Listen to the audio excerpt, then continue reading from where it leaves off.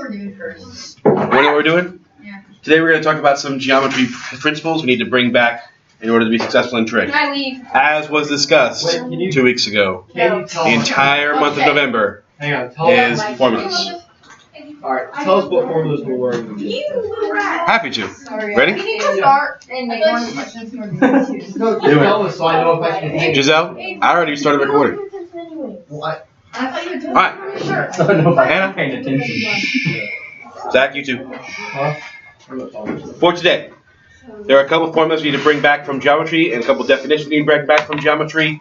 A lot of the month of November is a lot of geometry reviewing materials. Pulling in pieces that we need to have in order to be successful in Trig. This will be our first big steps in the direction of Trig formulas that we may have seen in other classes because we're bringing them back for today. We'll start using them and their formulas themselves tomorrow, as well as one of their formulas from geometry. Let's first start with a couple definitions. First, we've already discussed this class, the unit circle, and how it's formed and how we use angles in the unit circle.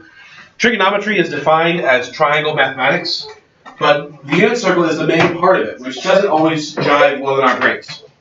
It doesn't make sense that when it comes to it, we're doing triangle math while looking at a circle.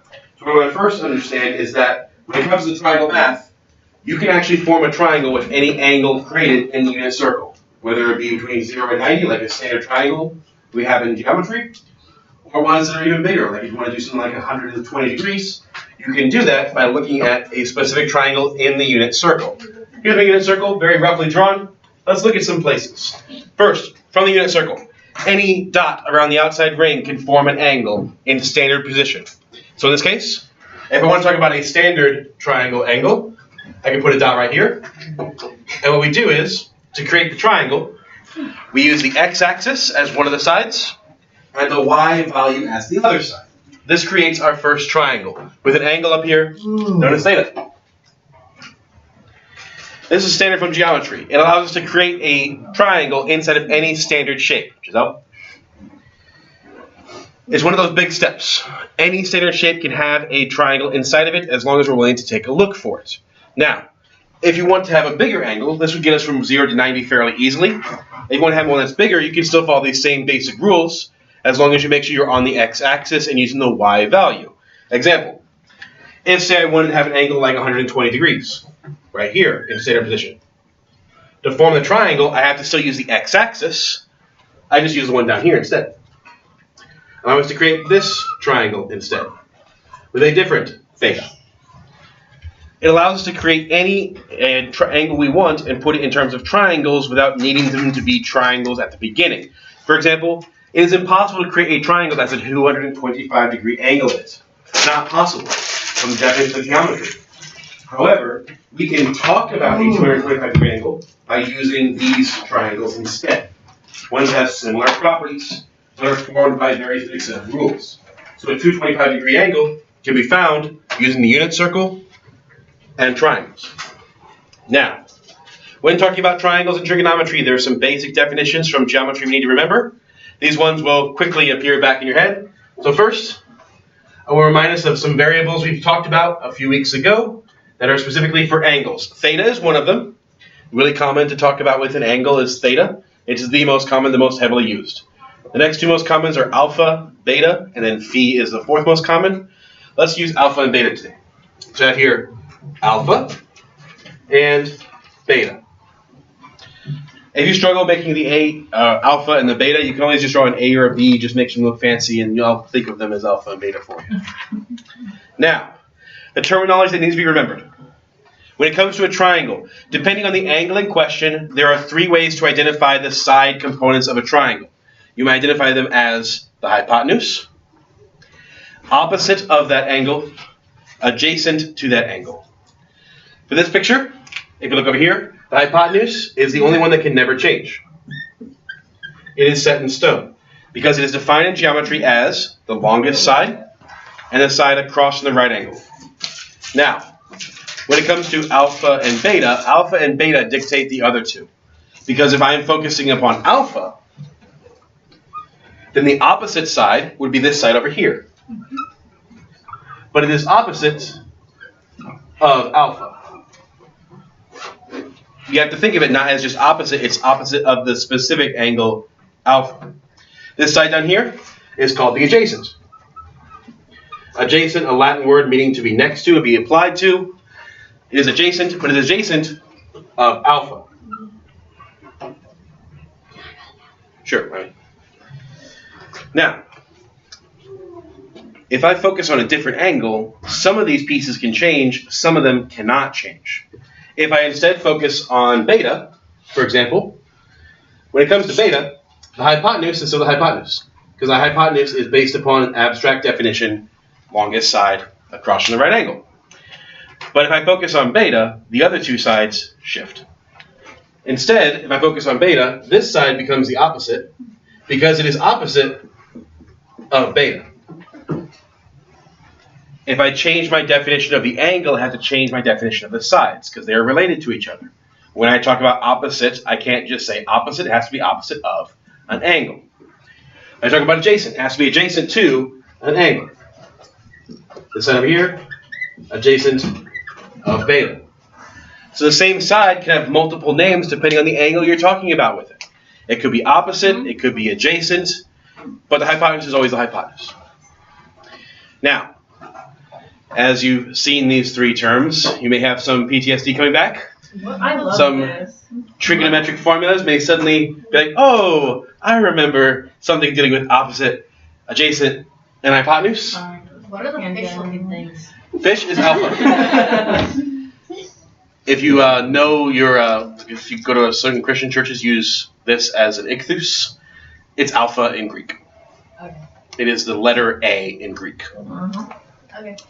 That's why if you ever see the symbols alpha and omega, it's the ichthus and the horseshoe. And what's the other Fun religious facts. Beta. Trigonometry. Beta. It looks like a B with a fancy line. Yeah. It looks like a B that somebody was too lazy to finish. Beta. Would you like a better, cleaner version of those two, so you can write them down for your notes? Or something.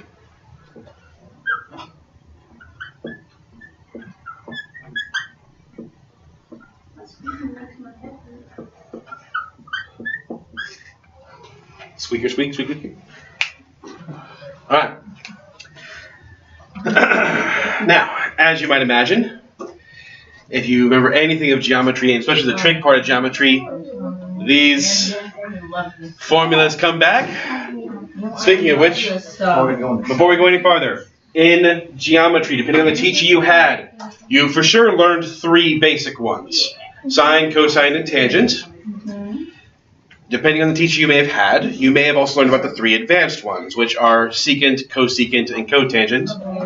For today, the big part of your notes is right here. The formal definition of all 6 trigonometric functions. Wow. Now, note a couple things about these. Number one, in black, I have listed their actual names. The 3-letter names are not their names, it's a shorthand symbol to represent the names. So sine is spelled S-I-N-E, pronounced sine. If you say sin, I will laugh at you and make Catholic jokes. Sin. Really? That's how I say Because if you say sin of theta, I'll be like, what did it do? Did it like kill his dad, or did it worship a false idol? How do you spell hypotenuse? Hyposit. Can you write it out? Yeah, you wrote it. Oh, I can never spell it. Every time. Is that why you do that? Because you don't understand? I'll be honest, I suck at spelling. I'm terrible at spelling. What is hypotenuse? What I do. Oh, it's supposed to be hypotenuse.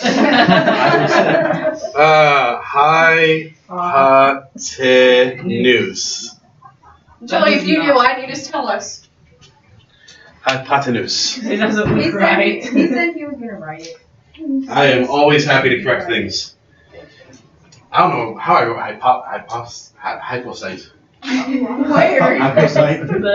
It's literally hypocyte. Oh, Mr. Shaddix interrupted me last block while I was writing it. I'm pretty sure that's what happened. I blame him. Okay. Yeah, it's clearly his fault. Let him know it's his fault, please. Just radio him up and blame him. Yep. That does say adjacent, right? Correct. I'm going to assume so. Some people like to shorthand some of these because they're kind of long and annoying to write out. O often stands for opposite. A often stands for adjacent. H often stands for hypotenuse. I'm really fine with that. If I went back through my notes and looked at that, I would be like, Interesting. Would not. Yep, that's why I write them out. So, the basic three everybody learns in geometry: sine, cosine, and tangent. They are representations based upon the angle and a relationship between two of the sides. So sine is the relationship between the opposite side and the hypotenuse. It forms a fractional relationship, opposite over hypotenuse. Cosine is the fractional relationship between the adjacent and the hypotenuse, but note, if there's more than one angle, you have to indicate which angle inside of the trig function. So for example, over here, if I wanted to do sine of alpha, I need the number for the opposite of alpha divided by the hypotenuse of alpha. If I want to do sine of beta, I need the opposite of beta and the hypotenuse of beta. It's dependent upon the angle itself. Julie? Let's say SEC. How do you spell that one? Which one? Second? Yeah, that one. Cosecant? No, that one. Secant? I will happily fix that. Thank you. You write really bad. Thank you. It's like makes everything more.